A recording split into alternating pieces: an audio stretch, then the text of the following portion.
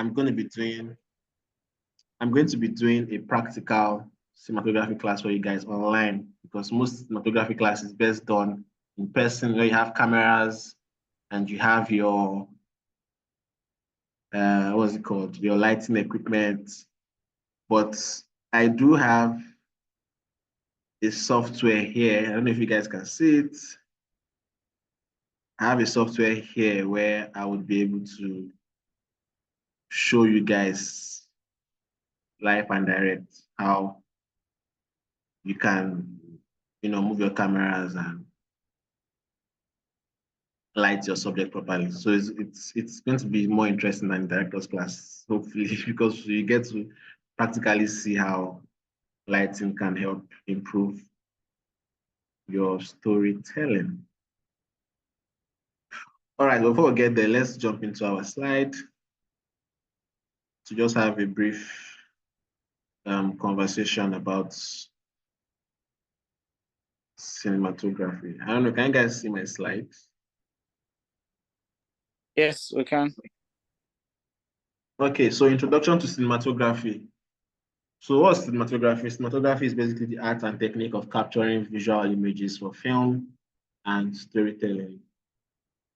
That's like the shortest definitions. There are so many advanced definitions online, but basically it's just how you can easily use your camera to capture visuals that tell a story. If you film, there's a popular picture online. I don't know if you guys heard about the story. A photographer that snapped an African child that looked so malnourished, and there was a vulture waiting to eat him after he dies. It's a very popular picture. The guy took the picture, and from that picture alone, you can see how the situation of poverty is in many countries. And sadly, I heard the guy committed suicide because he was depressed, that instead of him to help the child, he waited there for the child to die and to take a picture of the vulture eating the child. So so it's a sad story, but it just gets to tell you how pictures can tell so much, how pictures can capture an essence of things happening. And as a director or as a cinematographer, you need to be able to understand this visual language, because everything we see on screens, your job as a cinematographer to capture. So cinematographer's role, also known as director of photography, because you are the boss of everything visuals. Most times, as a joke, directors and DP are most likely going to clash on set because of either differences to approach or different ideology. Director may want a wide shot and a DP may want a close shot. But I always advise, as a cinematographer, your job is to do whatever the director wants. You can only advise and say, sir, ma, if we should film this way, the light is going to enter the lens and give us a bad picture. And if you're working with a director that is hot-headed, they may say, let's just shoot it. But always, yes, try and shoot it and let them see why it is bad, why it's a bad idea. Then you can then show them an alternative. Always try to be a nice DP. If you want to keep getting work in the industry, like I always tell people remember your character more than your skills. So even if you are the best cinematographer in Nigeria, if you are very horrible to work with, nobody will want to work with you. Because people like peace of mind. A movie set is already stressful. Now for us to now get a DP that is very quick to anger. So work on your personality, be a nice person, and people will always want to hire you as a cinematographer. The responsibility basically is to translate director's vision into moving images. So like I said in the previous class, director's job is to dream, is to fantasize. Oh, I want the camera to move from left to right. It is your job as a DOP to go and figure out how do we achieve what the directors want, what director wants, what kind of camera would we need to tell the story, what kind of lenses, what kind of equipment. Do we need a drone? Do we need a crane? Do we need a movie? So as a cinematographer, you need to constantly keep in touch with industry trends. What are people using now? What is the latest Steadicam for camera movement? What is the latest track and dolly? As a DP, if you're not on set, YouTube should be your best friend. YouTube and a website called Pinterest. I think you guys should know Pinterest, where you go there to like get visual cues and just get inspired by other people's work. But like I said in the previous class, there's nothing new under the sun. Anything you want to create, trust me, somebody has done it. If you want to do a McDonald's advert, somebody has done it. If you want to film a horror film, somebody has done it. So there are tons of references online that you can always use as an inspiration. If you want to light a living room scene, go on Pinterest, search, you see many people that have done it. You can just get ideas. There's a write-up that says, I can't remember the quote, but it ends with either people steal, something artists steal, or be the good ones steal or something. So yeah, people is allowed in the industry, is allowed to steal other people's work, but just add your own touch to it to make it your own style. Purpose to create mood, convey emotions, and enhance narrative through visual means. So what are the key elements of cinematography? Number one is composition. That's like the main thing. How do you frame a shot? Like I showed you in the previous class, the job of a close-up is different from the job of a wide shot. The job of a extreme wide shot is different from an extreme close-up. So how do you frame your subject? Deciding what appears in the frame and how to arrange it is very important. It's very, very, very important. So I'm just trying to rush through this text, and then we'll jump into that software where I can show you guys a practical of how they affect your stories. So deciding what appears in your frame is very important. Rule of third, it's a guide to creating balanced and visually interesting shots. So on your camera, there's a settings where you get to put your rule of third. It's a line. You see it in editing software. It's a line that shows you where to place your subject for better composition, where to place your subject to enhance storytelling, where to place your subject to have an immersive view. Yeah. Leading lines and symmetry, techniques to draw the viewer's eyes and create harmony or tension. How do you frame your shot in a way that objects are pointing towards someone? If the person is on a staircase coming down and the person is at the top of the staircase, how do you frame your shot to make sure that the rail of the staircase is leading our eyes to the person coming down? So those are little things that as a DOP or as a cinematographer, you need to learn, you need to understand them to be able to tell amazing stories. Same thing applies as a church media. If you're a photographer in church or you're a video person in church, how do you compose your shot? How do you capture someone crying during worship and just oppose the shot with someone crying as well? If the pastor is preaching, how do you frame to show the congregation from behind the pastor so we understand the level of impact the pastor's message is making in the audience? So all of this comes into play in filmmaking as well. How do you compose your shots? We have a saying that if you want to make somebody look powerful, put the camera under the person and face it up. The person will look more big and hence more intimidating. So there are many. Composition is a very broad topic. It's very broad. You can't learn it in one day or 1 hour. But I feel like these lines are things you can go and study more about and improve your cinematography. Lighting, same thing. Learn natural versus artificial light. Natural light is obviously the sun, which God has given us the best natural light in the entire universe. It can be harsh, it can be cool. The sun alone can give you blue hour, which is around 5:30 or around 6 p.m., where the sun is just leaving the atmosphere and everywhere is cool, and you have golden hour in the morning. So those are natural lights. You have to figure out when it's best to use them. For a film, it's not always advised to rely on natural lights because you can't control it. And the sun is always moving. So if you don't plan properly and you're ready to shoot an afternoon scene, and maybe driver's tire got bad, the person bringing the actors on set had an issue, and then the actors arrive and the sun is gone, how do you now film? So it's not always good to rely on natural sources. Always have artificial light that can help you enhance your storytelling. Then 3-point lighting, which I'll show you guys in that app. It's like the foundation of filmmaking. 3-point lighting is basically using 3 lights to shape an actor's face or to shape a subject's face. Is the key light, is the fill light, and is the backlight. Key light is the main light that is illuminating the character. Then the fill light is also illuminating the character from the side of the face just to add a little bit of texture. And then the backlight usually separates the character from the background. Then we have color temperature, color temperature is basically how cold or how warm your light is. Is it very yellow? Is it very blue? Those are the 2 colors, yellow and blue. So it differs a whole lot, which you will get to see. Warm color temperature tells a different story. Cold color temperature tells a different story. Then camera movement. Do you want it to be static? Do you want the cameras to move? You need to choose between a steady camera and a moving camera. And as a DP, you also need to know the equipment that you need to move a camera. There are different movements. You can use a steady cam, you can use a track and dolly, you can use a crane. can use a gimbal, but you have to figure out and know which of this is appropriate for camera movements. Then types of movements, we have panning, which is moving the camera left to right. We have tilting, which is moving the camera up and down. We have tracking, which is moving the camera or the person. Then handheld, if you as DOP are holding the camera out your hand, that's handheld shots. And then steady cam for smooth movement. Purpose. Basically, all of this is just to enhance the story, to reveal information, and to guide the audience attention towards an object. So now I'll be moving to the software where I would teach and explain all of these things properly. Please let me know if you can see. Can we all see the software on my screen?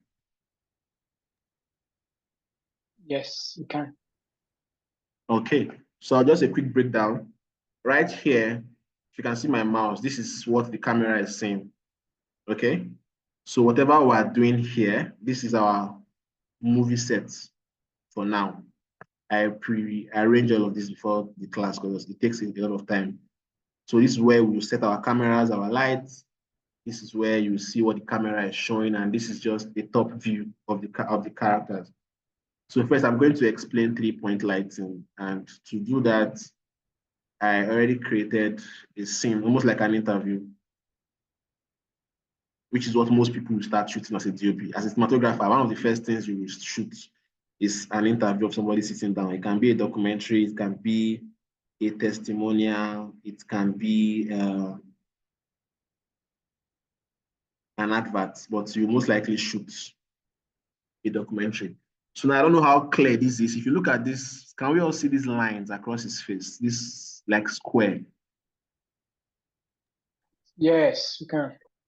Let me make the background white so it's kind of obvious. So can we all see this 1, 2? So these are called the rule of third, yeah? And for better composition or for good composition, by framing your character's face or eyes like I've done here in these points, that's the rule of third, basically. Placing your characters at the third frame, either to the left, or I can move the camera to the right. It just kind of gives a balanced look, giving your character a look room, a space to look to the left. So imagine if your character is, and if you watch movies a lot, you see it being done. So imagine, let me add a character on the scene. So imagine this girl is probably standing in front of her father, speaking to her dad.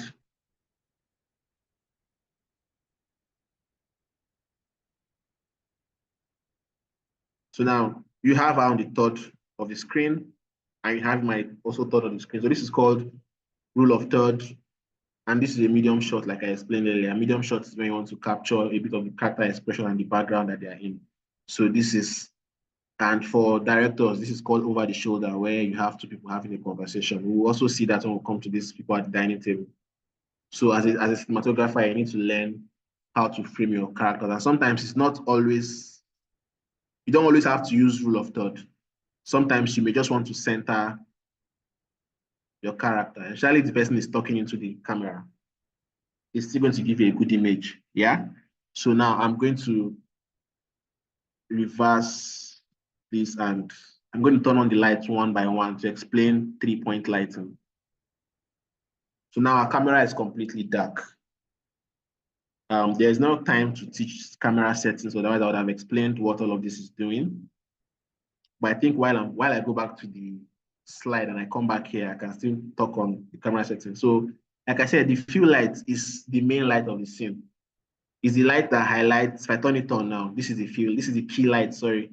It is the main light that highlights your character. That shows us, okay, there's a guy wearing blue shirts, a dark handsome guy wearing blue shirt. Let's call him Mr. Tolu, for example, sitting down, and you're the DOP, you want to film an interview, or you want to film, Pastor is going to give a video speech, and you want to film Pastor. So you can just either put him in the middle, or rule of third, put him at the third side of the frame. This is your first light in the 3-point light, in your key light. Then you have your backlight. I'm going to turn on the backlight. What has backlight done? Now backlight has helped us. If I turn it off, you can see that before, here is almost bleeding into the background. because the background is dark.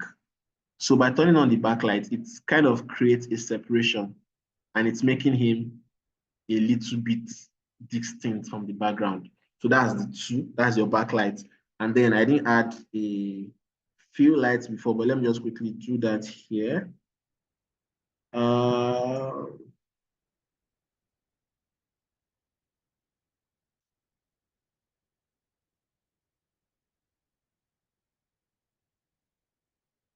Yeah, so this is a few lights. It's usually less intense than the key lights, just so you have enough. The goal is to make sure the person looks three-dimensional because the camera shows us a flat image. So the goal is to always make the person feel, let me try and make this big so we can see it. The goal is to make the person feel three-dimensional. So this is basically, if you can understand this three-point lighting, trust me, you can light almost everything in a movie. I'm not going to kid you. If you can understand this, then what is now left is, okay, as a DOP, what can I do to make the background interesting? The background is boring. Maybe there's a window somewhere, you put a camera outside and show light on the wall. It's kind of add an interest to the background. Yeah, you choose the color of the light. Like I said, color affects the mood. You can change the color to blue, maybe it's moonlight coming in.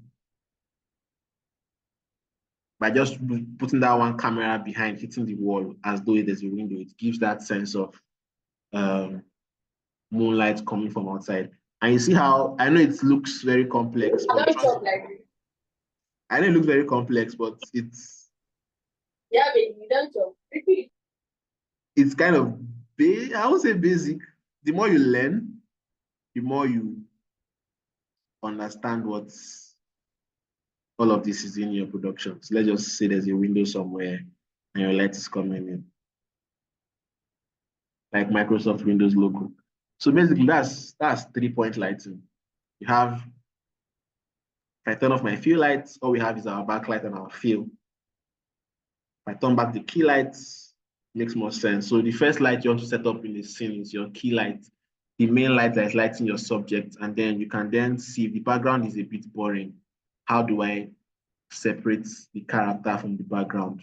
And then you have something like this. So please, if you have any question, just be writing it down so you don't forget. At the end of the class, I can quickly just reiterate some points. So basically, that's 3-point lighting. That's rule of third. That's me basically showing you how cinematography affects the mood. If I change this key light from tungsten, okay, let me explain color temperature because I also spoke about it. Color temperature is how warm or how cold the light is.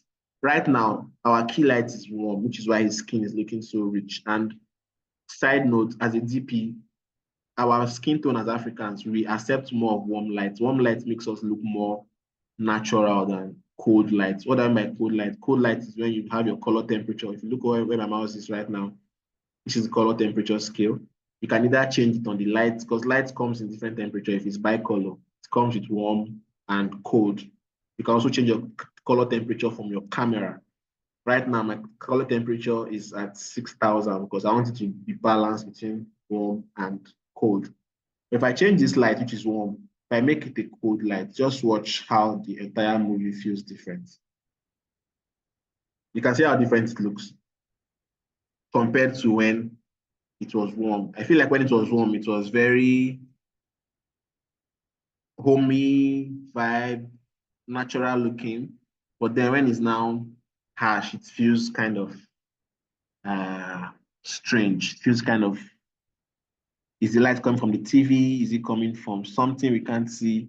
So all of this helps make your story. If it's romance, most times you go warm light because it's a romantic film. Maybe the background is a bit pink or it's too much. Let's make it brown. Something red, no. Maybe it's a TV commercial and you want a yellow. It's an MTN advert, for example. And your background is bright. You see how just changing the color of the wall is giving a totally different vibe.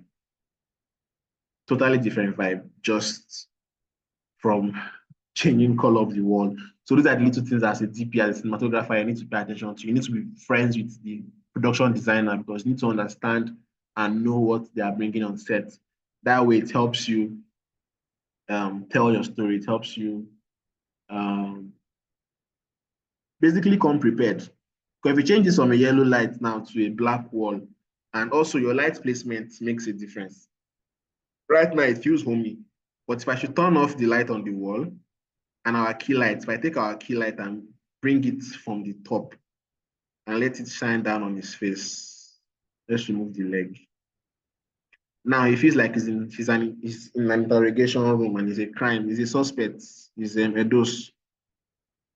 He has stolen something and they are trying to interrogate him. Just see how the light placement has changed the whole look. You see the shadow under his jawline, showing you this harsh, heavy light coming from the top. And let's see if we turn off our backlights, it makes it more mysterious. It makes it more, if you're doing a documentary that's about crime, thriller, murder, you may want to light it this way. But it just shows you how your lighting placement can affect what your shot looks like.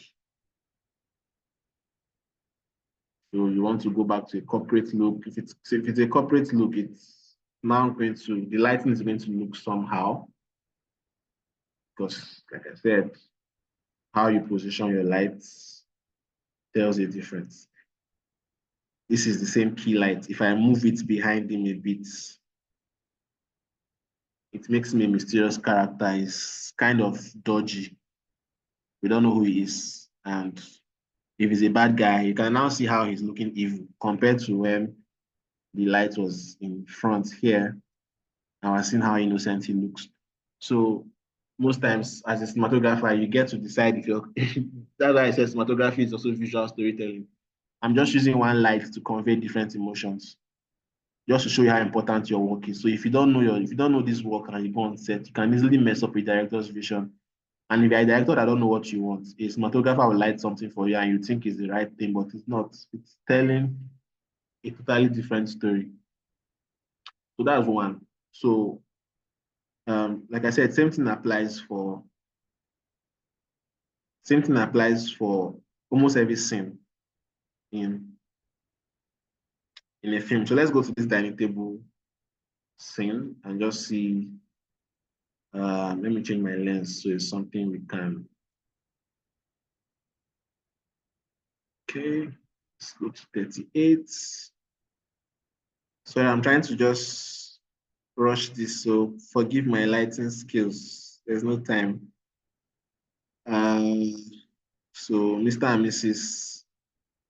Wow, this dining table is quite long. Mr. and Mrs. are having a conversation. I'll turn on, the light is on basically. Okay. So just from this lighting, it feels like a heated conversation is happening here, or it feels moody, or maybe it's a romantic dinner, candlelit dinner. But then when you start introducing different color of lights, maybe you increase the brightness of the lights, maybe it's a club scene, the lights, or rather it's a horror film or something terrible is going to happen, but you can just see how lighting can influence the story of what you're telling. So right now, this is a top light because most times when you're lighting a timetable scene, you mostly use top lights because it's easy to light both subjects. So I have one light here, which is lighting table, and I have one here, which is a backlight, which is separating her from the wall. But then if you have a good set designer on set and they can create, maybe there's, like I said, it's a kitchen. Maybe there's a light here, and you decide to throw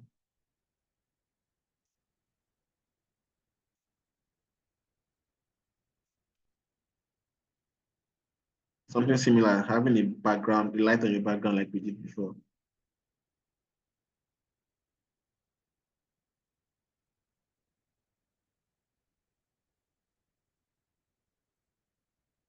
Oh no, I'm just ringing this. So how long did it take you to master this? Uh, Yeah, something I like doing. I can't pin a date to you, but it's quite easy. Just drag and drop and try your luck. So this is also part of pre-planning as a cinematographer. You can use this to plan your scenes, and because once you read the script and you know that okay, there's a dining scene, you can plan how will you light this if I'm on set. It just kind of saves time, saves a lot of time for you. So that's practical on lighting, how lighting can help. And then same thing, this can be your white shot, for example. Establish that okay, this is the dining table in the kitchen. Yeah. And then after you've captured this, the next thing will be maybe the director says he wants or she wants a close-up shot of the girl to see her emotion. Maybe he's breaking up with her. And then you now change your camera angle to see the girl. And then this is where you now come into remember that when I said close-up shows more emotion. So focus this on her. And now you can see more of her face.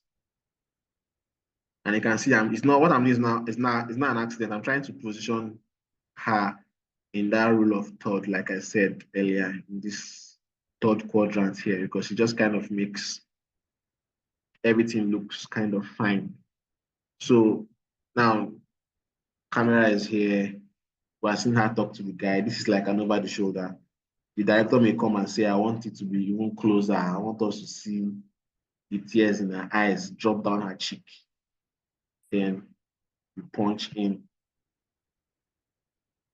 either by changing your lens or by physically moving towards the actor. But the fact is, we just had one lighting setup and we can easily and quickly change.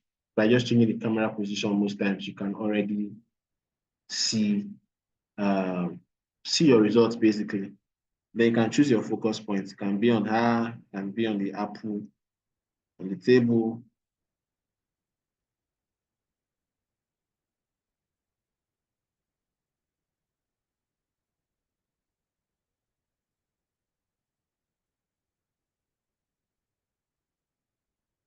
The camera is too close to the apple, so it's not focusing on the apple. But ideally, I hope, yeah, focus on the apple now. So maybe you are talking about the apple and then you move your camera focus from her to the apple. Anyways, we'll get back to this particular thing I just showed you now once we get to the point in the slide. So moving on to story short types and their impact. So as a DP, when you use wide shots, most times, like I said in the previous class, your wide shot is basically there to help you explain your location. We are in the Mexican desert right now. You see how wide the shot is. Yes, we can see our talents here. Yeah, we can see our talents here, but where is our talent? Now, because of everything that we can see in our white shot, we can tell that they're in the desert. So imagine just seeing only his eyes, for example. You may not know where they are, but most times your white shot tells you the environment they're in. Sometimes it's not just telling you the environment, it tells you how insignificant the person might be in this environment. It passes a different message. One, I can see it as the director trying to establish that they're in the desert. Two, I can read it as, oh, they are stranded in a vast land with no other person in sight. So those are the things that you need to know as a cinematographer, what you are trying to pass with every frame that you do. Next is close up. Like I said, you most times see people crying on a close up shot because it just kind of it shows the emotion on the face. It makes you forget about the lighting in the background. It just draws you in. Because I believe when I first bring in this picture, the first thing you saw was the guy's face and he's crying. I'm wondering why is he crying. So this is a movie called Get Out. It's a very nice psychological horror film. I think you guys should go and see. It's a story where a white girl dates a black guy and she takes the black guy to her parents, and the parents does a weird surgery. Like they do something to the black person to help fix a white man's eye. If a white man needs a brain, they remove the brain of the black guy. It's a very nice horror film by Jordan Peele. It's called Get Out. So, anyways, you see how just by presenting this, we can go into the guy's head space. We can see his watery eyes. This as well.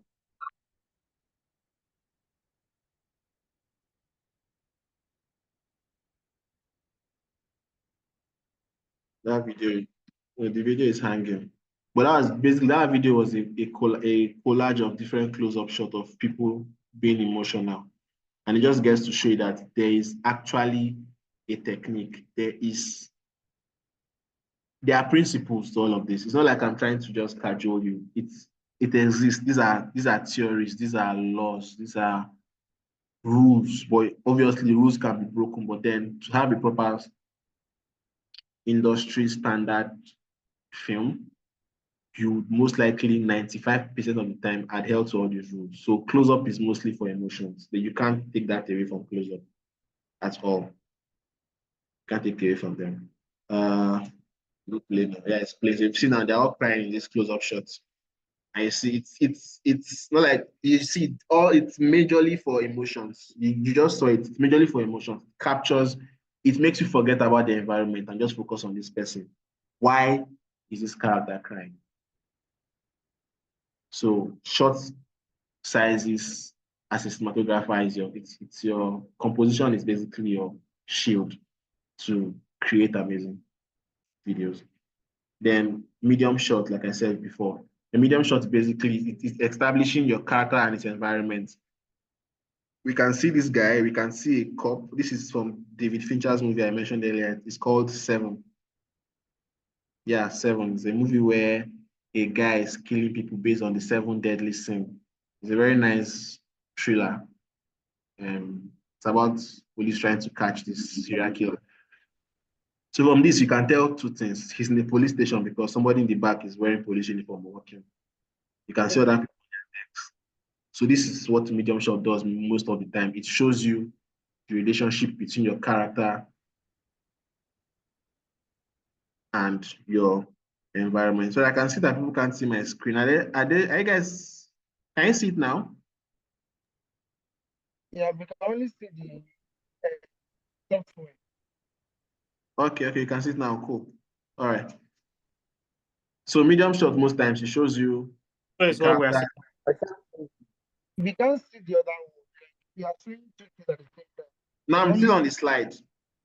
no, we Can you can't see see the the slide? slide at all. That's it. We can't see the slide. I can't see the slide. We are only So seeing your the software. software. We can't see the Oh, really? software.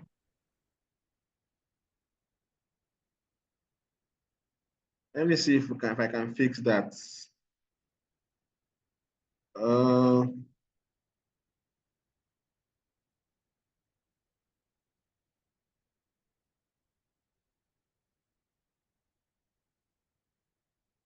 so I'm going to share again.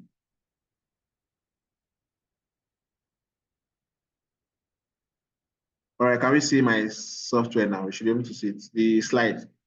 Yeah, we can see the slide. Okay, so I have to explain Yes, all of the this again. slide. Wow.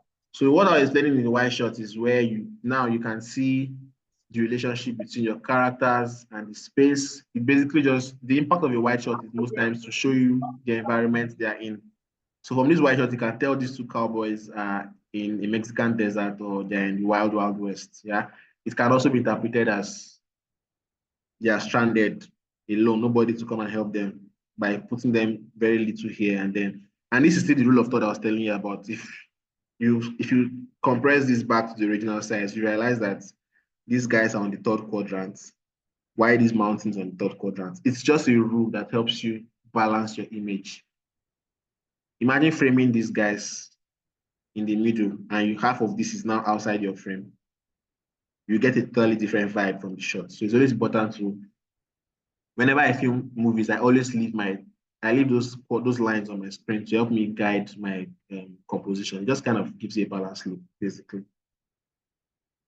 Then this is close-up shots, focuses on emotions. You can see him crying. It draws you in. You're not worried about the background. You're not being distracted. You're just seeing him crying. Like I said earlier, this is a movie from Jordan Peele. It's called Get Out. Very interesting movie. Then if I play this video now, it's crying on close-up shots. And it shows you a system, like I said. It's a system. It's not like you must do it, but it tells the story better. It's not a coincidence that all these guys are being captured in the close-up shots. It just shows you more emotion. you can see the tears rolling down on his cheek. This is a movie from Pursuit of Happiness. It's a very interesting movie. You can see it about Will Smith and how he's trying to survive with his little child, who was played by his actual real son. This was a bathroom. So imagine this was a wide shot and he's just crying. You won't feel this same way because you are being distracted by the bathroom sink. You are being distracted by many other things happening. For this particular scene, I love it so much because they had nowhere to sleep and they went to hide in a public bathroom, and then somebody was banging on it so that they should come out. And he knows that if he lives there, he might go and sleep on the street, and that was where he can just sleep with his child. So he was just crying because he prays that the person cannot get him. And at the end of the day, him and the child ended up sleeping in that bathroom. And the DP captured this scene when he was crying. You can already see how emotional it is. So there's always a reason for a vision. I love how the tears drop down his eyes. It's very epic. If it was a wide shot, there's no way you see this because you'll be distracted by his suit, by the toilet, the mirrors, the lights. So close-ups are important. It helps you isolate your character and let us focus more on the talent. We can't see who is behind him. We can't even tell really where he is. We're just focused on the tears on his eyes. Same thing from this guy. Same thing with Leonardo DiCaprio. So it's a rule that works because humans are already used to it. It just helps tell the story. So always have that in the back of your mind. I'm glad this class is happening simultaneously with the director's class. As a director, know when to use a close-up shot. Don't abuse it, because if you abuse it, when it's not important, people will not even notice because you've been using the close-up shots since the beginning of the scene. So always know when to punch in, when to have that emotional feeling that you want to pass across to your audience. Then this is from Fincher's movie 7. Medium shots are used to balance the character and the environment. So you can see him, you can see his environment. You can see a cop walking behind him, a policeman. You can tell this is a police station. You can see other people walking. Still the same rule of third. If I should draw an imaginary line here, this is 1, 2. Forgive my lines, please. Maybe 4. So you see that I was not joking when I was talking about rule of third. It's a rule that they use all the time. And this is what really separates you from the amateurs. If you can understand these rules and how to use them, it just helps tell the story. It's no coincidence that this guy is here on the third quadrant. He's also here, just like how I framed that shot in the software earlier.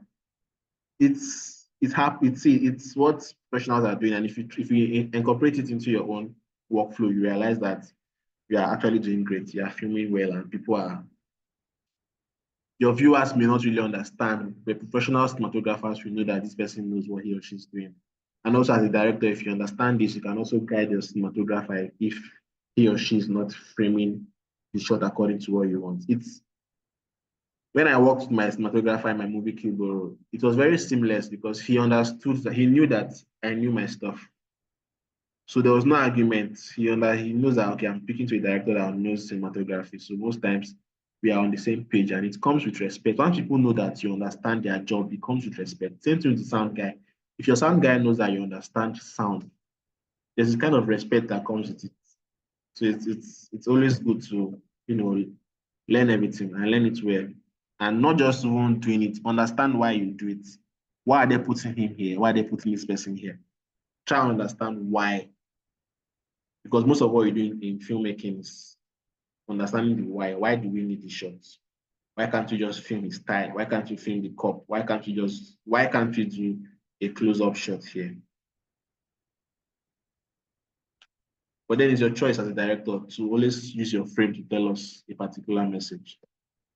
So this is a scene from my movie Kilboro. It's a bass scene. I removed the sound just so you're not distracted. It's me showing you how you can take all those things I've done and put it into one scene, because sometimes there's no time. This is a one take. A one take is a one take of probably is most times called a one. That's let me just a one. It's when you use one camera movement to capture wide shots, close-up shots, medium shots, all in one camera movement. You don't cut, because normally you would frame for a wide shot. After filming the wide shot, you now film it again with the close-up and then film it again with the medium shot. But sometimes you can choose to have all those shot sizes in one frame. So I'm going to play it and you just see how my DP in my movie Keyboard, how he was able to follow this character, how he was able to establish the bar, and how the camera led us to the main character in this scene. So I'm going to play it now. So it goes from the guy easing himself outside. He's kind of drunk. And then this is him, medium shot. We're seeing people in the background. Now we know it's a bar. He tries to go in here. Someone draws his attention. Now he's on the third quadrant. He moves to go and say hi to these guys. All of this is still one shot, saving time. We followed him into the bar. And we established the bar. He walks away. The camera leaves him and go to the barman arranging beer. And the camera follows the beer in the close-up. And then pan, pan, pan. Still that same shot. You have a close-up of the beer being dropped on the table. And then the camera moves back to reveal the main character, which is Boro and his friend, and we're announcing what they are playing in a medium shot that shows people in the background. I did not come on set and just thought of this. I planned it when I was reading the script, which is why it's important. I literally saw it like this in my head, and I wrote it down, and I showed the cinematographer, and we came on set, and we shot this. We could have easily just come and start from this place and then go and shoot the guy outside and edit them together. But I felt like it's just good to establish the bar by following that drunkard. And later on in the film, you realize that he would have a fight with that guy at the bar, which is very funny.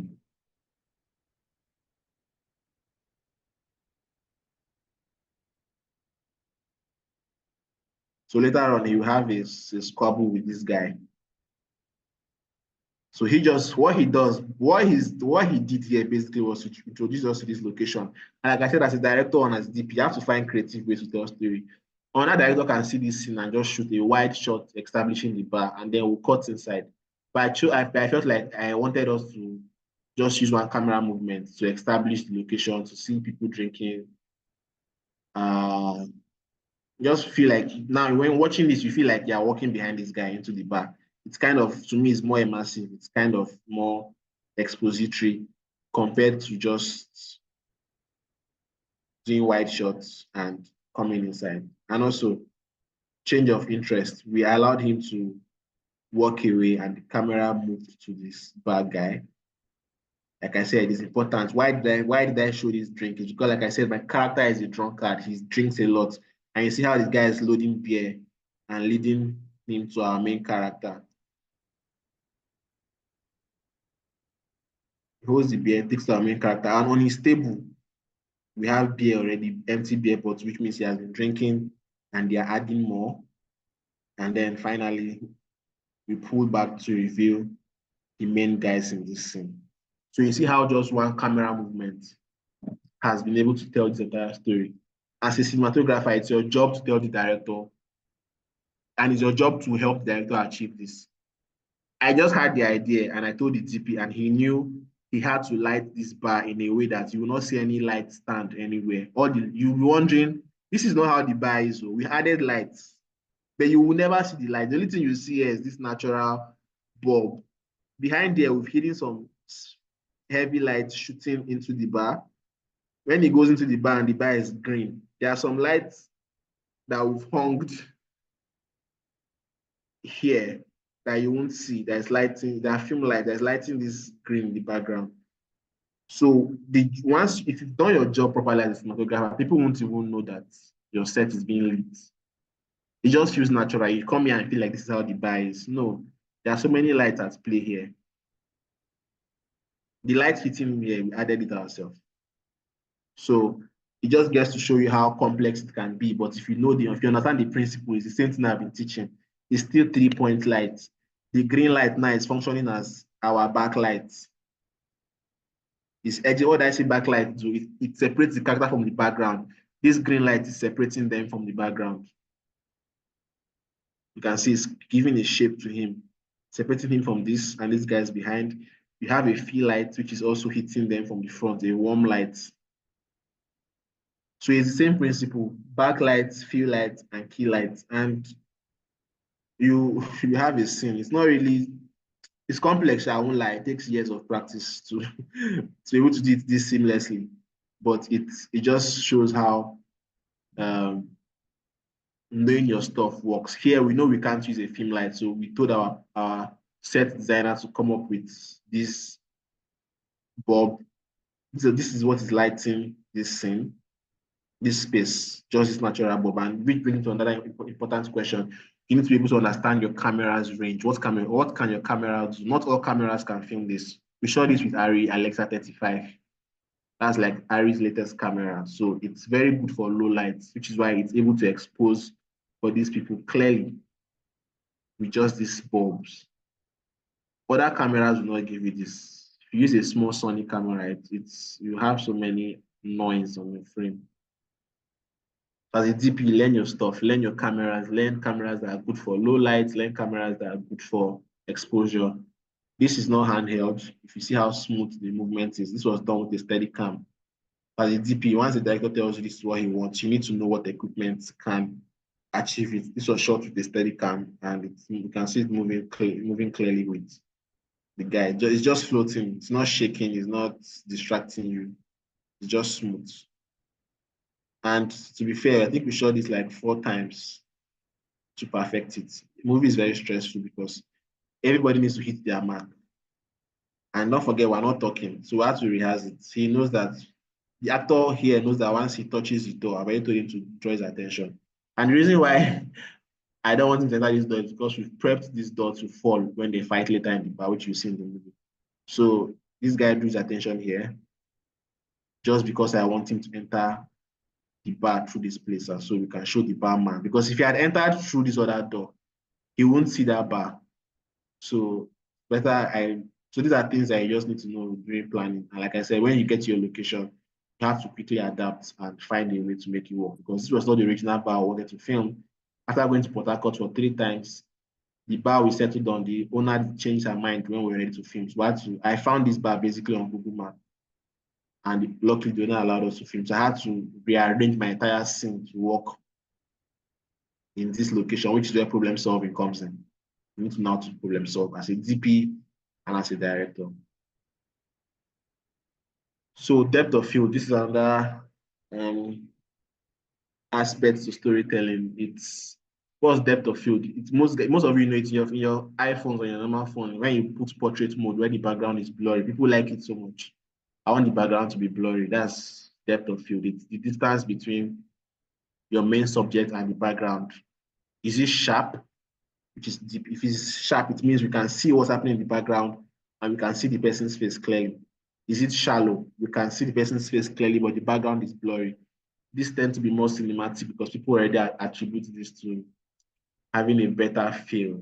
It just gives this soft vibe to the whole thing. So and also it controls your focus. Here, you can obviously tell that the filmmaker wants you to see what he's looking at, which is his environment. So they made him in focus. They made the background in focus as well, compared to how which they feel like the background is not important and they want to capture more of the emotion on her face. And then the background is blurry and we can see her face. So it helps. It basically helps shaping your attention. So I'm going to go back to that software to explain it better. So I'll stop sharing it, but I'll come back to it.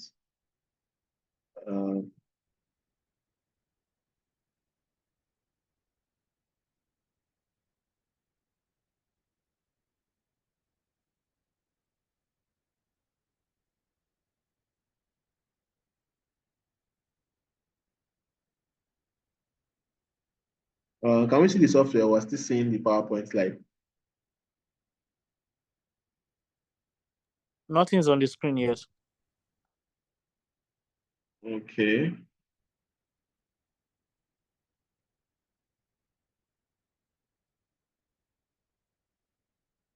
You should be seeing the software now, yes? Yes. All right, Yes. cool. So this is depth of field, where you can decide to have one thing focus and something else in the background out of focus. So say for example, now you're filming this girl talking about how the apple is poisonous, and then you as a camera operator, as a DP, the director has told you that once she mentions the apple, he wants you to move the camera's focus point to the apple. And then you do what is called the rack focus, which is while the camera is rolling, you change the focus point from her to the apple. And now we can now see the apple and she's blurry behind. That's you telling one story with one shot just by changing the focus. You see how those little things that you think are just for aesthetics can be used to tell a story. Because now the viewers know that this apple is important. But then if you decide to make everybody's now in focus, the apple is in focus, the girl is in focus.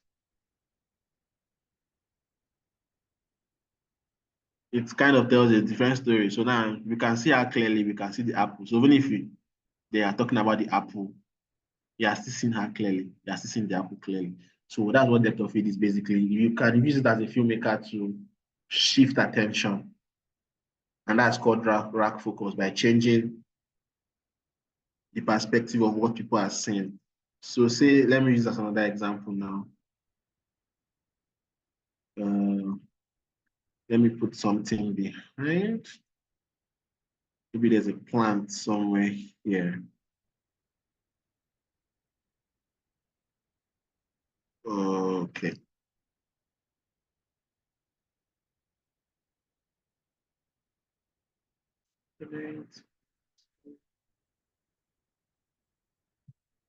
So after this class, I'd like you guys to go and learn more about exposure, how to use your camera settings to learn exposure.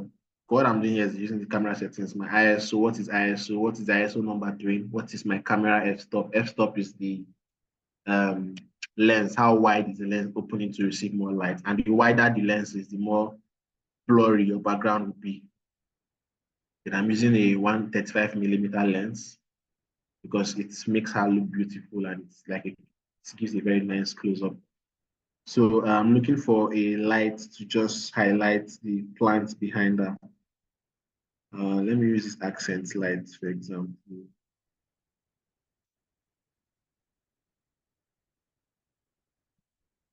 Hope you guys can still see my screen now.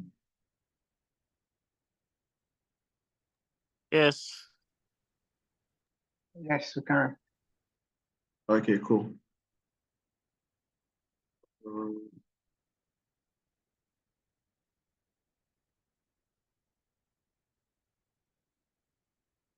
Let me just use this one instead. Okay. Change that to red. Danger. Okay.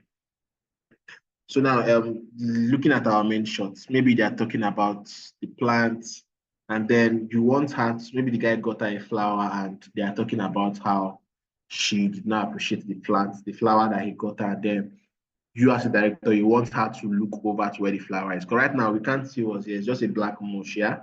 We are seeing her pretty face. But then if you want her to now, let's say, during this blocking, you told her to turn her head. And then she turns her head to look at the flower.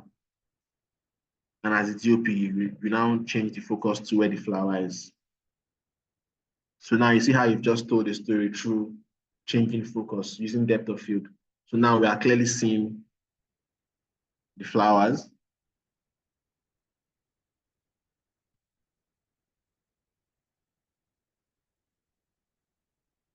And then you now, when she comes back to look at the guy, when she turns back to look at the guy, your focus puller pulls the focus back to her eyes, which is always closest to camera. And just from that one shot, you've been able to tell two stories. So that's what you can use depth of field to do. It's different feeling you get. You can decide to do it this way, or either you do it this way, or you can just say, like I said before, everything, let's just be seeing everything wow inside the shot. But it's not really that. You can tell the difference, obviously. It's not going to look as fine as what we saw before. So now we are seeing everything. We are seeing the plants. We are seeing the girl's face. To me now, this is even more distracting because this is just so much noise, so much distraction compared to when it was blurry and she was sharp. So basically, that's what depth of field does for you as a DP. It helps you, even as a director, it helps you shape your story to be better, basically. And you can use focus pulling to tell so much. It's very, very interesting and very key.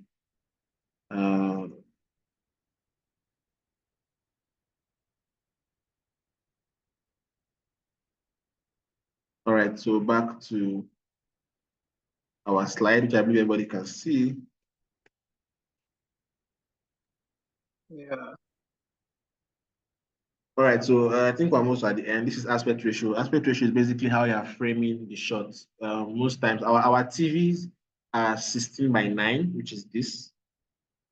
This is what most of our TVs are, but sometimes your director may want cinema style. This is cinema style where it's a little bit wider. Once you've had this, that's when you see those black bars. You see black up and you see black down. As a DP, you need to learn aspect ratios, learn how they shape stories. This is 4:3. It's a square shape. There are some movies shot in 4:3. If you've seen this movie called The Whale by A24, it was shot in 4:3. So it's basically your choice. Most films you see in Nollywood cinemas are shot in 2.35:1. It's just more cinematic to have these wider aspect ratios. But then, like I said, everything in filmmaking is not coincidental. Choosing aspect ratios to influence the visual narrative, it shapes your story basically, and it gives you different interpretation. So before you go into any project, know how your aspect ratio is going to be, so it can help you frame and have better shots. Then color theory in film. I think I spoke about this in directing as well. Color palette. Always plan your colors to create harmony. Basically, color supports the film's emotions, supports the themes. Red signifies danger. Red can also signify love. I think green is for greed or sickish kind of vibe. So go online, study the color. Looking at this girl here, you're seeing pink hair, blue hair, and she's in a prison wearing orange. It feels so random, but then it tells you that she's not mentally stable in a way, because why are you having pink and blue hair? For the fact that you're in a prison, it just means that you've done something crazy outside. So all of these are intentional. They are not by accident. The director, the cinematographer, they know they were shooting this intentionally. The DP knew the color of light that will be at the background, which is the sun. He knew that he was going to bounce a blue light to create the overall ambient blue, which is spilling over here. And he knows he was going to do a top light, a white light to make her look neutral. How do I know it's a white light? Because her shirt remains white. If it's a different color of white, because if it's a different color of light, her shirt will have a different color. Same thing here. This is a moody scene. Why did they know it's a red umbrella? Why are they not using a yellow umbrella? That isn't black. Probably this woman is here reminiscing. I think this is from the movie Shape of Water. I think I just grabbed a picture online, but I think this is like Shape of Water, a movie where the woman is in love with a sea creature. So I think this is the movie. So you see how dull and how sad compared to this. You can see the contrast. This is very colorful. This is very saturated. This is very dull. This is monochromatic. Monochromatic is when you use a color that are close to each other on the color wheel. I wish I had added a color wheel here. But basically, like I said, this class is just to introduce you to some of the concepts that you have to kind of learn about. Yeah, so all of these I've been able to teach. I rushed it basically because I knew I was supposed to end this class by 9. I'm already 19 minutes into the class. 19 minutes too much. So thank you. I hope I've been able to like prick your interest into cinematography and to learn more about the craft, to be more, it's an interesting, cinematography is it's an interesting field, but you have to love it to do it well, because there's so much to learn. There's so much to learn, and it's an expensive field. I use that software. It's called Satellite 3D. I use it to practice at home because sometimes I cannot just go and rent an Arri and rent film lights to test. So I just use that software to create different lighting patterns to see how they look like, and then I know that when I go on set, I can recreate those software. So thank you, Mr. Martins. Thank you, Watergate Church, for having me. It's been an amazing experience getting to share my little knowledge with amazing people. And I hope more of this happens. Thank you very, very much. My name is Courage Obayuwana, and that will be all for me tonight. Thank you. Wow. Thank you so much. Thank you so much, Mr. Courage. Thank you, Mr. Wow. Courage.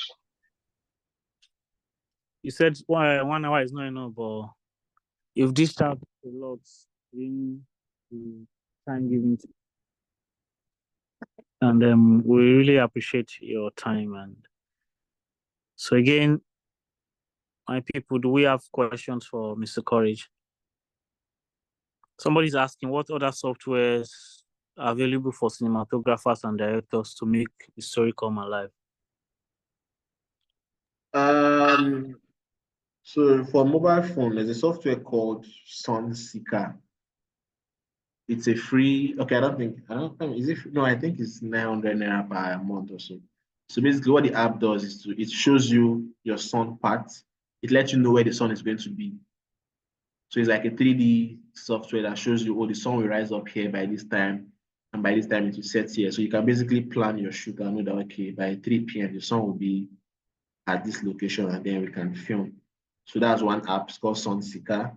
Another one that you can use is the one I just used in teaching. It's called Set a Light 3D. It's called Set a Light 3D, and it's basically for framing, just practicing your cinematography. What else? What else? I think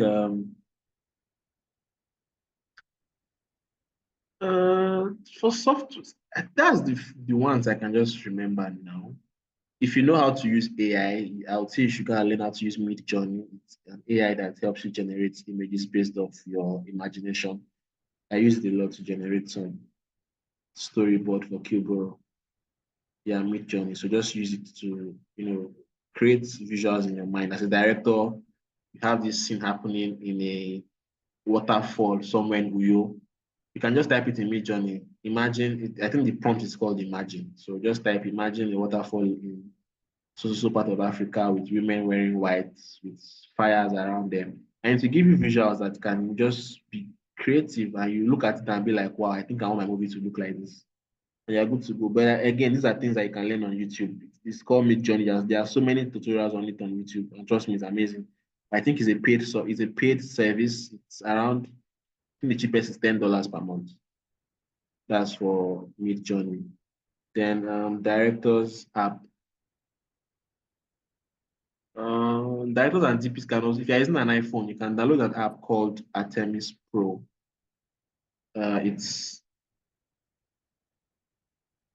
a viewfinder basically. It gives you, it transforms your phone into a viewfinder where you can see different shot sizes on your phone. So you can go from 35mm size of lens to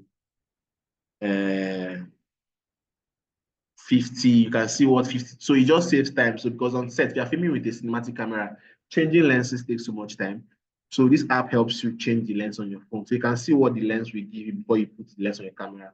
So if you are trying to frame your close-up, you can just put it in your phone and to show you what the close-up will look like from where you are standing with a 50mm lens or with a 70mm lens. And you can now see that, okay, I want this, and then your DP will now put the 70mm lens. It's very good. It's a very good app because there are equipment that does that, but it's very expensive.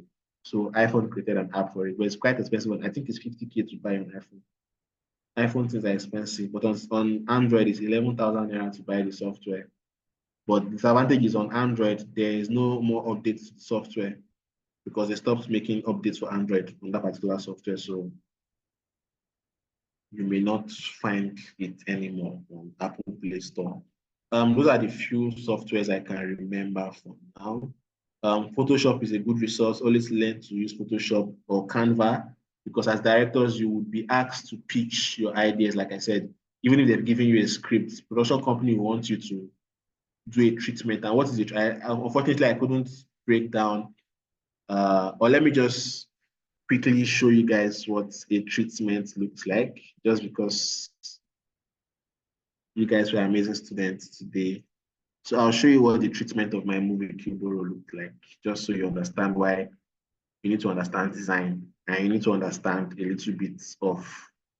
I use Photoshop to design, but the other softwares you can use Canva, like I said. So if you can see my screen, this is a treatment for Kilboro. Treatment is basically how you envision the story as a director. So this is, I knew the story is about a father and a son. So I used the picture for the main. The main picture was a boy and his man behind him, and the title. So this is just me as a director showing them how how I envision the film.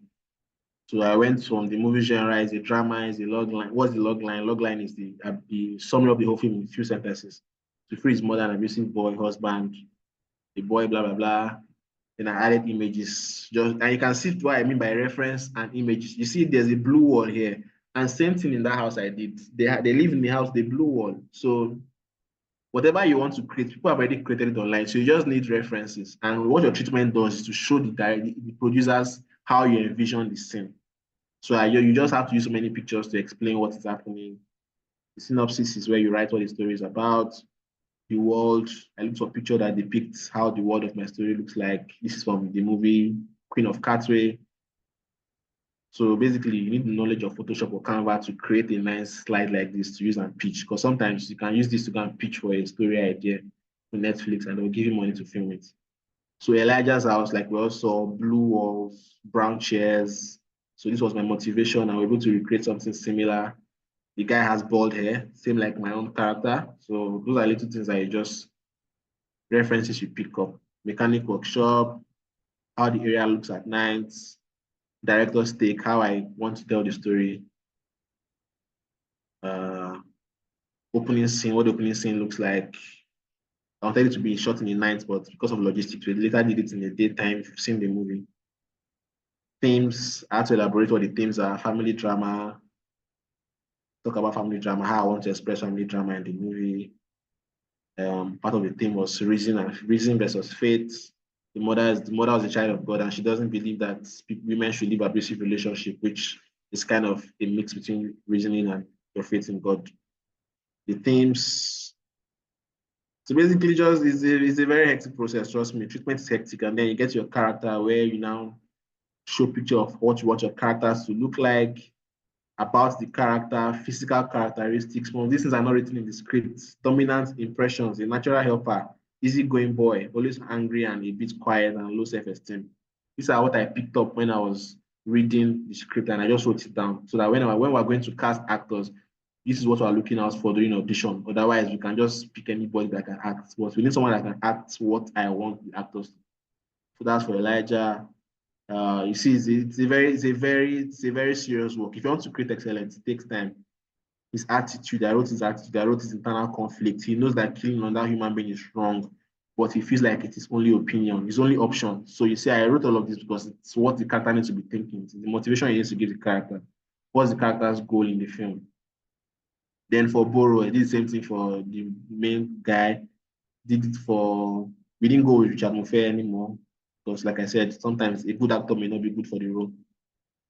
So you need to write at least what the person we use for the boss man, just give him dreadlocks. So you can see how detailed it is. It takes so much time to understand all of this. These things are not written in the script.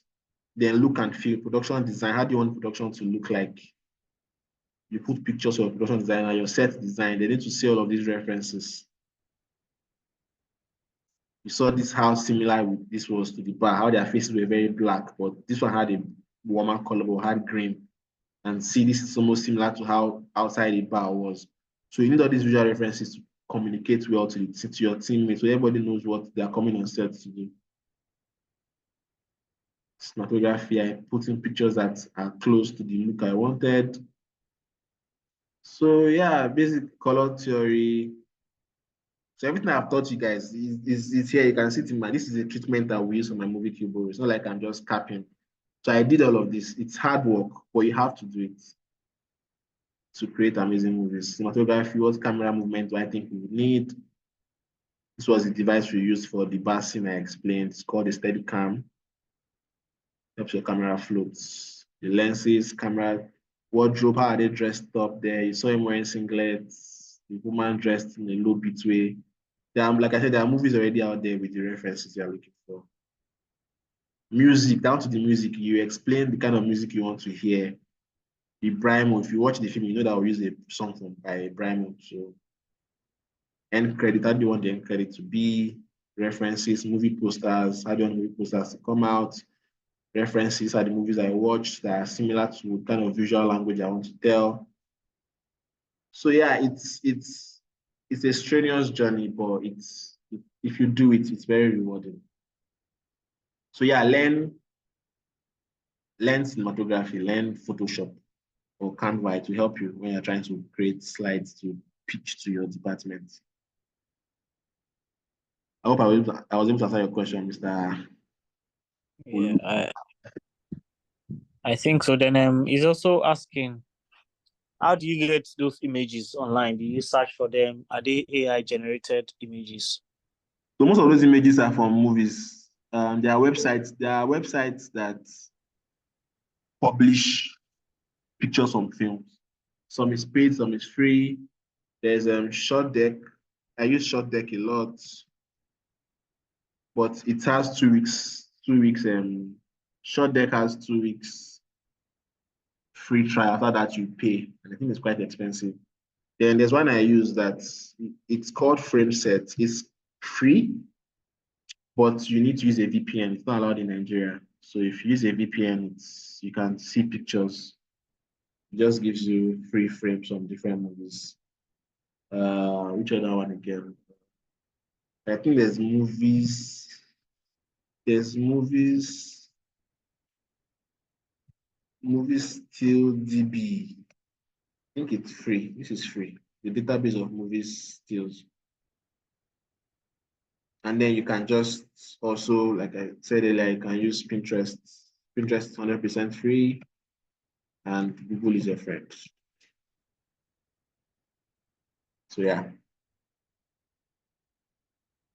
Oh, thank you. Any other? Okay. Somebody's asking which frame is best to use, 16.9 or cinemas frame.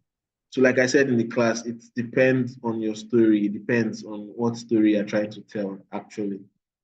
If you know your shot is going to have tall buildings and people in the frame, you have to shoot 16:9 because that gives you the widest and highest screen size. For movies like Jurassic Park, they use 16:9 because dinosaurs are very huge. So they needed a aspect ratio that can capture the dinosaurs and human beings in one frame. You can use the cinematic frame, the 2.39:1 for other purposes. It's basically choice. There's no one is best. It's basically what works best for the story. All right. Any other questions? So let me ask, when choosing equipment, which do you consider most important, especially camera or lenses? As a DP, I would say lenses are more important. Lenses gives you a nice image quality and output. You can use an Arri Alexa and use a cheap lens and it will look bad. But you can use a cheap camera and use an amazing lens and it will look amazing. If you've seen the movie Breath of Life, it was shot with Blackmagic G2, which is a base grade cinema lens, cinema camera, which all these YouTube films are usually using. But they use a very expensive lens. That's why the movie was very beautiful to watch. So I would say prioritize lens. People make movies on iPhone and you can't even tell. People make movies on Arri. I'm currently on pre-production for a horror film. We just switched from, we're supposed to use our Alexa, but we switched to Sony FX9 because of budget. But I told them not to change the lens choice because yeah, we can compromise by reducing the camera quality, but if you have a good lens, the image will still be very, very sharp, very clean, very distinct. So I always prioritize a good lens than camera body itself. Nice. So don't compromise on lens. Yep. But to go buy your lens. Bro, Fife, are you hearing? Fife, are you listening? Lens. Don't compromise on lens. Media. Okay. Yes, sir. But it's Sorry, better can to I have ask a both. question? Better to have a good camera and a good lens. You can nothing beat that. Yeah, you can go ahead, Mr. Tolu. Okay, thank you. I wanted to ask who, again, like I asked the other time, who are your top 5 cinematographers? And then is it okay, so for me, I watch a number of foreign movies a lot. I rarely watch Nigerian movies. Well, I will repent. Maybe I will try and repent. I don't know when I will repent of that. So my next question to that is, usually sometimes I found out that certain directors prefer certain cinematographers. Is that a normal thing? That's the second aspect of the question. All right, so first question, who are my mentors in the cinematography department? I'll mention their names and their movies because it's more easy to know their movies. Roger Dickens, that's like one of the best cinematographers in the world. He shot 1917, he shot Sicario, he shot Blade Runner, the recent Blade Runner, he shot his style is very amazing because it feels like he's not using any light, but he's using lights. He shot Prisoners. Prisoners is an amazing movie, you guys. I think everybody needs to see it. It's a movie where a child was kidnapped and they were trying to find out who kidnapped the child. It's an amazing movie. It's called Prisoners. If you can't watch any of that in this evening, I'll recommend you watch Prisoners. It's shot by Roger Dickens. Then there's Hoyter Voitema. He's Christopher Nolan's DP. He shot he shot Oppenheimer. He shot Dunkirk. Yeah, he shot Dunkirk. He's an amazing guy. He also shot Jordan Peele's horror movie called Nope. So that's two. Who else? Who else is doing amazing? There's this amazing African American guy. It's called his name has escaped me in mind. But to see his movies, he shot Arrival, directed by Denis Villeneuve. Then there's Greg Fraser. Greg Fraser is an amazing DP also. He shot Dune Part 1 and Part 2. He shot The Creators. He shot yeah, those are the ones I can remember for now. So yeah, those are my I think I mentioned four. Those are my 4 best DPs. There are a whole lot, but if I want to gain inspiration, those are the 4 people I look up to. I follow their content so much on YouTube. I try to be like them, basically. Then your second question, like if you can remember what I said in the first class, that people remember the experience working with you more than how good you are technically, or how good your shots are, how good you are in sound design. If I'm remembering my set, I remember how the DP treated me. I remember how he was my friend, how we always go and grab pepper soup after each day, how he comes to my room and I'll watch match because he's an Arsenal fan. And so I just liked him for who he is. Plus, he's a very talented guy. And so moving forward, he would always be my first choice, even though he's very expensive because he's coming from South Africa. He will always be my first choice. So yeah, directors usually work with the same DOP because of that relationship. Your DOPs are usually director's best friend on set. Every set, your DOP is most likely your best friend because you guys are always talking, you're always planning together. You plan before you come on set and you plan while you're on set and you plan after set during color grading process. So most times the reason why directors use the same cinematographer is because they've already built a relationship. Another good relationship is editors. Most directors work with the same editors because of that relationship they built. Most directors work with the same sound person. So ideally, once you have a good working relationship with someone and they are very good at what they do, you just find yourself that you keep working with them. And sometimes the only reason you may not work with them is if because of scheduling, maybe the person has a movie on the same date as you, and then you have to now go with another cinematographer. So most times directors work with the same DP because of the relationship that they built over the years. Someone like Steven Spielberg has only used a DP all his life. He has been making films over 50 years and he has always used one guy. So that shows you how important it is to be a nice person. Because if you are nice to 5 directors, that means you keep having 5 jobs from those 5 guys every time they want to make a movie. So yeah. Okay, thank you. I want to ask one more. Sorry. No, it's fine. So I know that when don't mind me, I watch films a lot. I'm not sure. I might still watch film this evening. God help me. I observe when I'm looking at, well, after a film ends and then they are showing the cast and crew and that. So I usually see this DOP and even cinematographer. You see this ASC, BSc. What does it mean? So BSc means the person went to school to study cinematography. The person went to film school. So that's Bachelor of Science, basically. Then ASC, there's something, it's an organization you join in, or rather they invite you to join once you've made some important stride in cinematography. It's called ASC, American Society of Cinematographers. So you get invited, you can't just join, you get invited once they've seen that, okay, this guy is a skillful DP that does Hollywood movie, and then they invite you and they give you like an honor. So now it's like a BSc, it's like a PhD, but for amazing cinematographers. If you also see producers, you see PSA. That's Producers Society. Yeah, PSA, yeah. Yeah, that's Producers Society of America. So they always have those societies that you join once you are a good DP. For editors, you have ACE. ACE is an Adobe Credited Editor. So yeah, there are titles. Thank you. You're welcome. I'll keep watch. Maybe I'll give more attention to those things now. I'll keep checking them out. Thank you. Thank you. Do we have any more questions, or we have exhausted all our questions?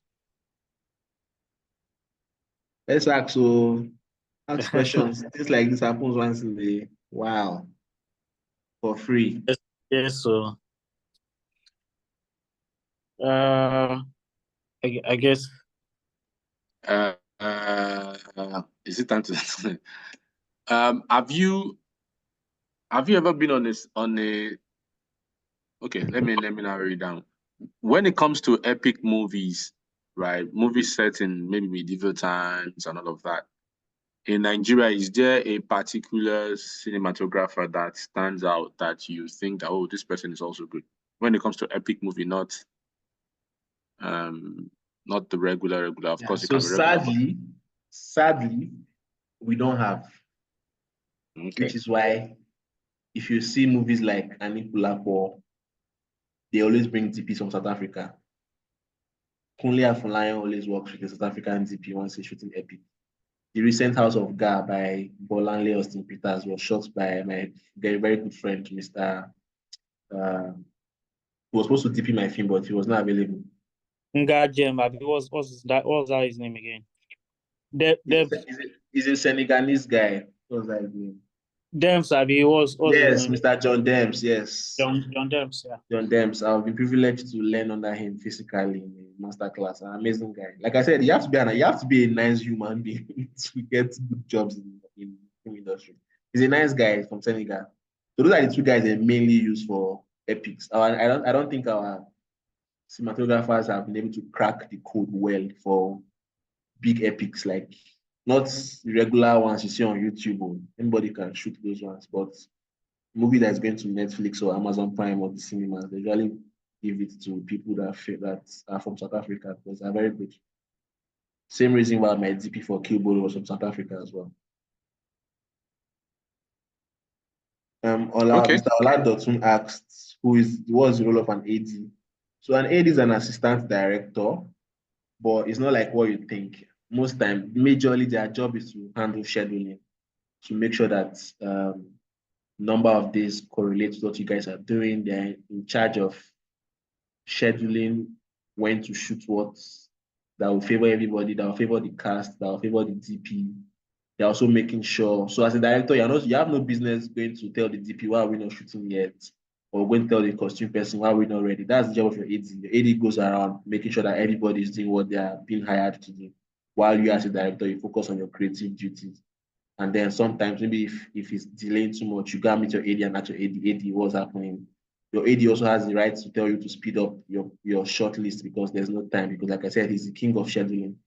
Then also sometimes the AD handles the. So what we do on set most times, sometimes you have AD1, AD2, because of how intensive your role is as a director. Sometimes you don't have time to go and sit down with your actors to do a quick read because acting, you have to read off the scripts.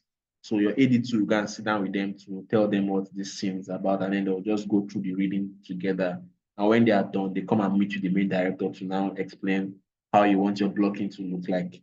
So ADs are basically there to assist you and to help you. Like sometimes if you have to work with crowd, the ADs are the ones that go and tell the crowd what you want them to do.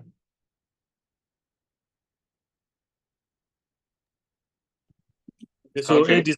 ADs cannot help you direct a scene or No, ADs cannot help you direct a scene. okay. They're just to schedule scenes and make sure everything is running well on set and everything is in sync. Yes. Okay. Okay. I think I'm seeing another question here. Do you pay for locations? Mr. Dotun, if I want to come and film in your house for 4 weeks and you don't know me, you not collect money. You collect rent now. Have you know? Oh, God. Yeah, so we actually pay and it's very expensive. Sometimes it's very expensive. Sometimes there's goodwill if you have people that are willing to help you. Plus, we also pay rent to Lagosian boys. You know what I mean? They're treating the market. There's some Wow. certain boys that you must pay, otherwise your camera will not roll.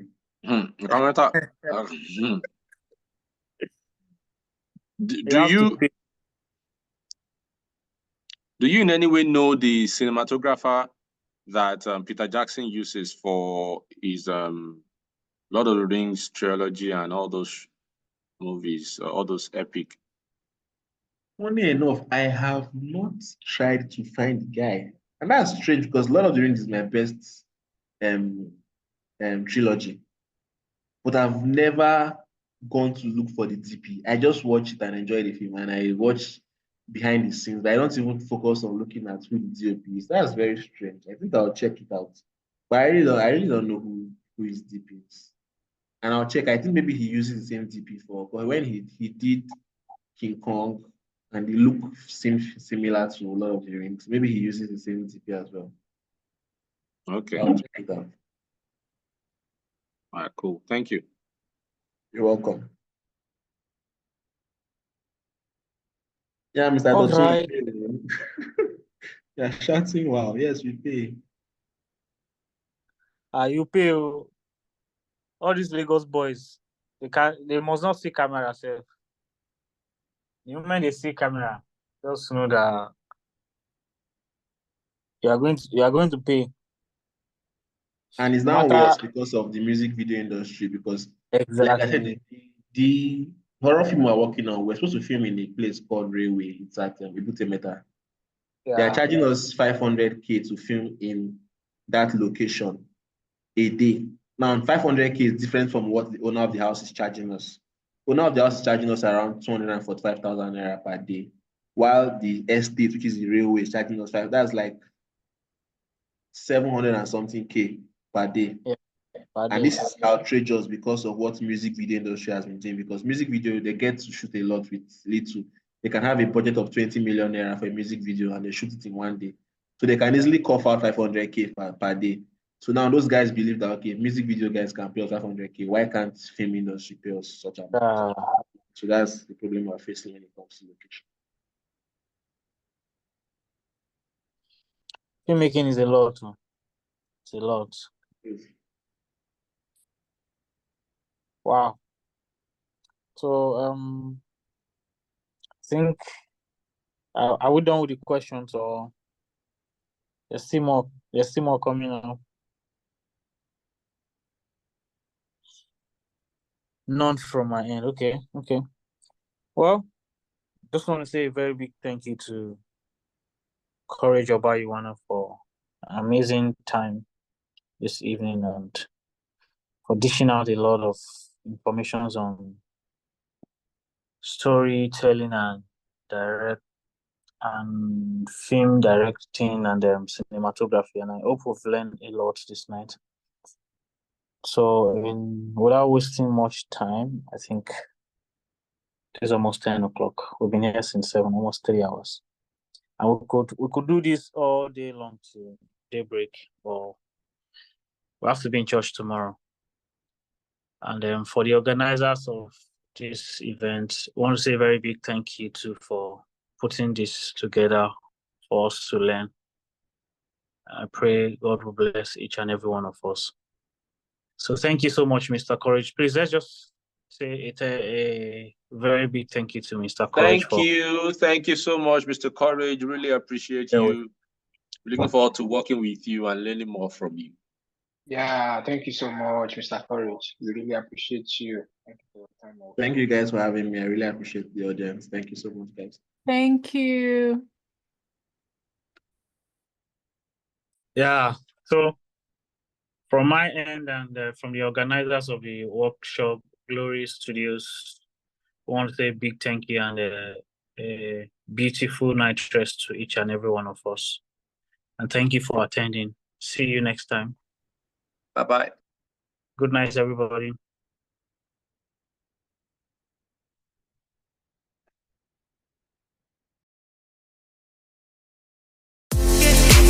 Get